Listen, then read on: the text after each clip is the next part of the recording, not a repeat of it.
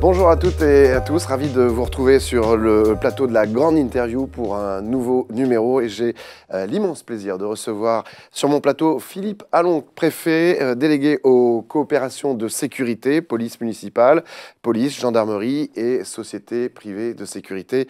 Bonjour monsieur le préfet. Bonjour monsieur.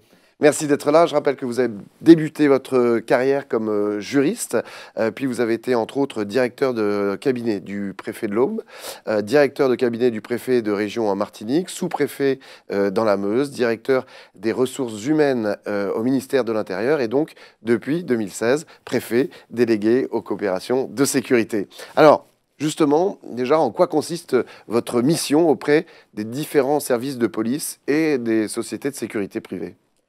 Cette mission est à la fois simple et complexe, c'est-à-dire que je suis chargé pour le ministre de conduire le dialogue entre l'ensemble des forces de sécurité qui relèvent de son autorité et les acteurs de la sécurité qui ne relèvent pas de l'État, que sont les polices municipales et les entreprises de sécurité privée. J'y associerai bien entendu aussi les professions exposées ainsi que les associations de citoyens. Professions exposées qui sont par exemple? Professions exposées aux risques que peuvent être les buralistes, les bijoutiers horlogers, les professions médicales et autres centres commerciaux. D'accord, donc beaucoup de travail depuis quelques mois. Il est donc intéressant d'avoir votre œil avisé sur la professionnalisation de la sécurité privée. Comment vous voyez cette évolution depuis quelques années? Alors cette évolution est très significative. Elle est partie de peu, hein, il y a une petite dizaine d'années. Aujourd'hui, grâce au travail du ministère de l'Intérieur et de la mise en œuvre de ces dispositions par le CNAPS, nous avons une forte évolution en matière de formation initiale des agents privés et de formation continue. Un point important depuis 2016, la formation continue est obligatoire, ce qui est une véritable révolution dans un secteur professionnel. Oui, ça manquait justement de formation et de professionnalisation, donc on répond à ces attentes grâce à ça depuis 2016, vous dites. Voilà. Et mon expérience m'a incité à m'inspirer de ce que nous avions fait pour les policiers municipaux.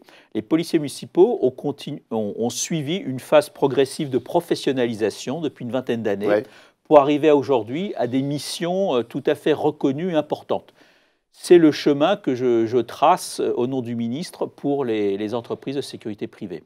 Alors, on parlait de 2016 il y a quelques instants. 2016, c'était justement l'organisation de l'Euro de football.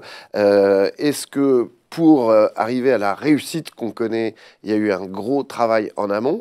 Et est-ce que depuis, les sociétés ont continué de progresser en termes de professionnalisation?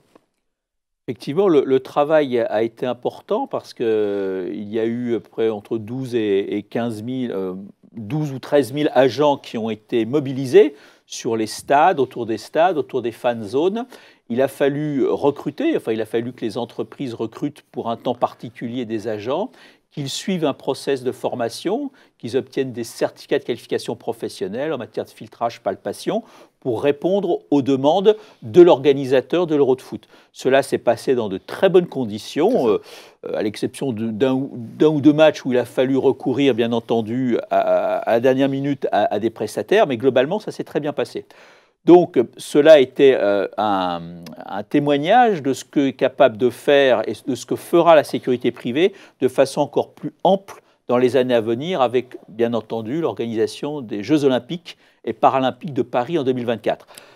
Bien entendu, cela nous incite aussi à continuer dans cette voie de la professionnalisation. Vous savez que la professionnalisation, c'est à la fois une démarche menée par les professionnels de la sécurité privée à travers des certificats de qualification professionnelle, mais ça peut être aussi une démarche initiée par l'État à travers des diplômes de l'Éducation nationale ou du ministère du Travail, ou aussi des titres de formation déposés par des entreprises de sécurité. Alors vous parliez un instant des JO de 2024 qui auront lieu, on le sait tous, à Paris, mais entre-temps, on a les Coupes du monde de football féminin cette année et de rugby en 2023, tout ça en France. On a beaucoup de chance pour les amateurs de sport.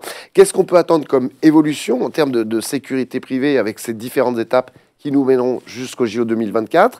Et également en ce qui concerne le rapprochement avec et entre les différents services de police. On va encore avancer, progresser? Est-ce qu'il y a des choses à faire évoluer? Nous avons effectivement des événements intermédiaires, si je puis dire, en termes de fréquentation d'ici les Jeux Olympiques. Je crois qu'on va surtout consolider une expérience qui s'est nettement développée avec l'Euro de foot, consolider à travers des recrutements, une formation qui est quand même assez nouvelle, hein, donc il faut déjà la développer, la diffuser. Et puis à terme, peut-être utiliser aussi des nouvelles technologies, hein, on en parle beaucoup, Ouais. mais là, pour cela, il faudra aussi que à la fois les pratiques s'adaptent et le droit.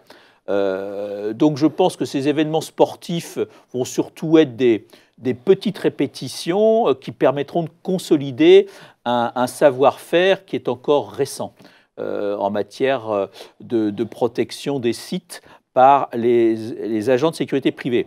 Le partenariat que vous évoquiez avec les forces de sécurité intérieure, police, gendarmerie, est un partenariat qui se développe aussi depuis quelques années et qui va se mobiliser à l'occasion d'événements importants. Sur Paris, c'est la préfecture de police hein, qui a une expertise et un savoir-faire que l'on connaît.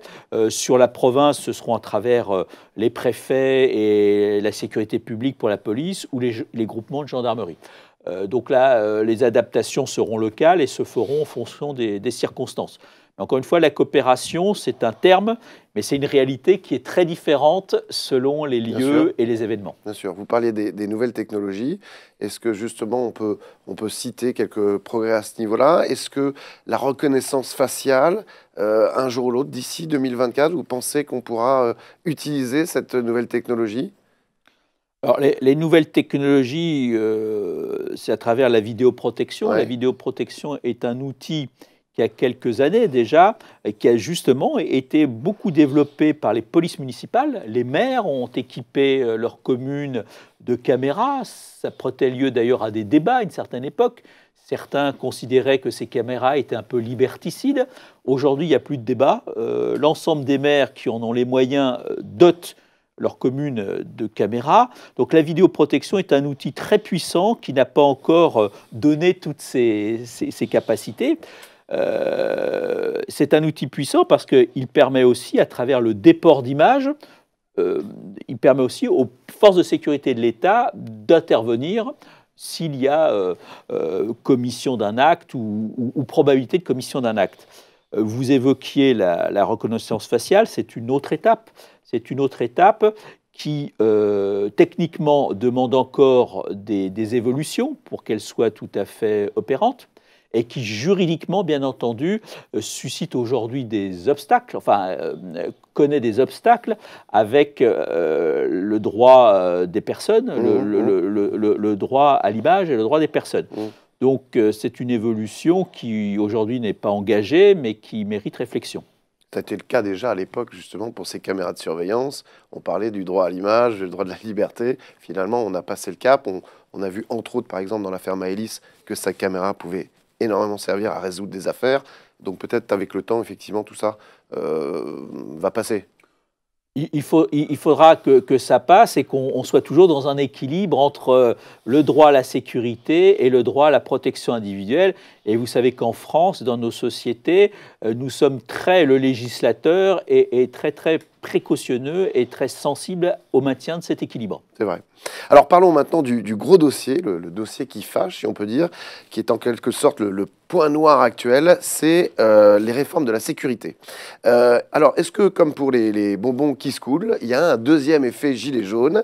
Est-ce que c'est à cause de ces derniers que les réformes de la sécurité privée, qui étaient initialement prévues pour être débattues au cours du premier trimestre 2019, sont finalement renvoyées à la Saint-Glinglin?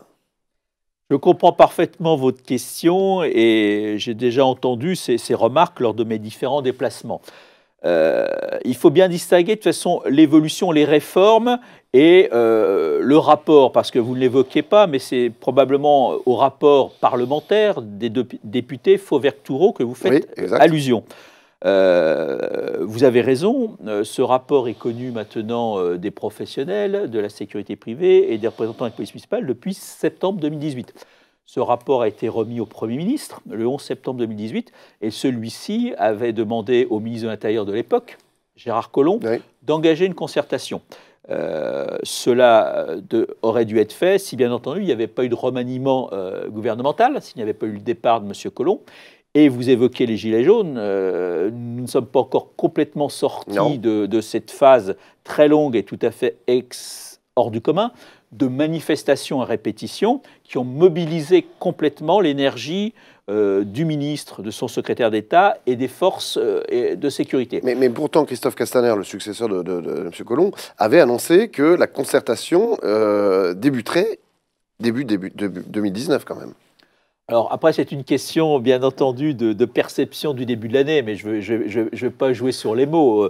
Le début de l'année est engagé. Ce que je peux vous dire, c'est qu'aujourd'hui, le principe de la concertation n'est pas remis en cause.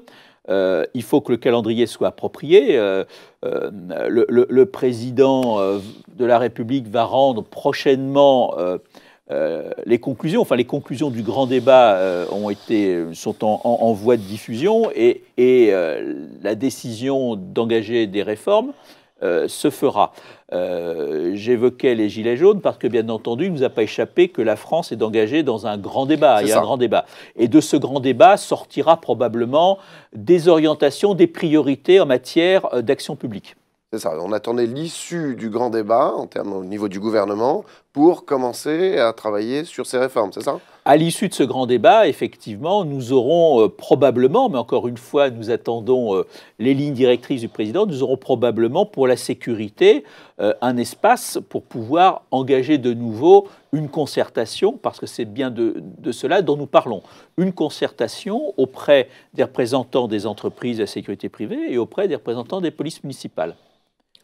Donc la méthodologie, pour en finir, la méthodologie est encore en cours, est en voie d'être arrêtée, et le calendrier doit être précisé.